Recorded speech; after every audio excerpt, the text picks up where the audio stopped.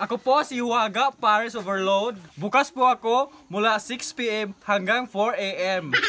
Hiwaga. Meron ka na ding Hiwaga Minimart. Ginagaya mo ba si Diwata? Hindi ko siya ginagaya. Ako ang original.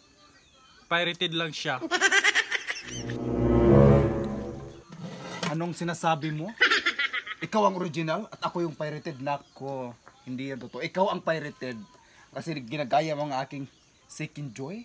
Yung Paris boto-boto at iba pa.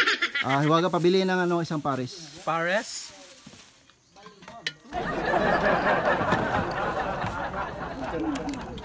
Nako.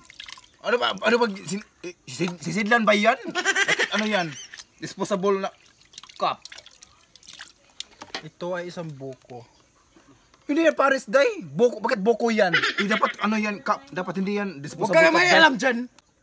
Umalis ka sa aking harapan. Yan ba yung pinagyayabang mo na ako yung pirated, ikaw yung original? Original ako.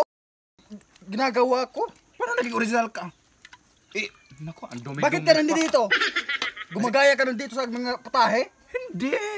May narinig kasi ako na ikaw yung original daw. Siyempre, ako lang. Nako. Wala nang iba pa. Paano ka maging ano dyan? Malis ka nga dito. Yan ba yung pinagyayabang mo? Oo, ito. Oh. Malis ka. Ha? Sumbong kita sa kapatid ko. Sumbong mo. Ate, halika nga. Ano nangyayari dito? Ba't ka nandito? Bumalik ka sa police station. Bakit? Ano ginagawa mo dito sa kapatid ko? Sinabi niya ate na ano daw, hindi daw ako ang original, siya daw. Wow! Kita mo naman yung ano mo. Paris mo, hindi naman maganda yun pagkating pa, di ba? Oo nga. Ano pa? Hindi to Paris, buko to.